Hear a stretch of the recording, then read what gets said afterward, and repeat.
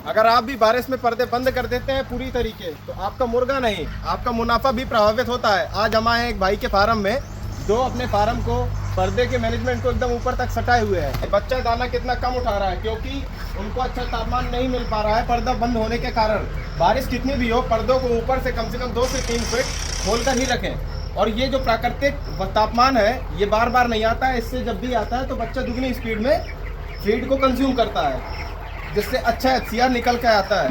और देख सकते हो बच्चा रेडी टू मार्केट है, एकदम तैयार है। और अच्छा एफसीआर ही अच्छा मुनाफा साबित होता है।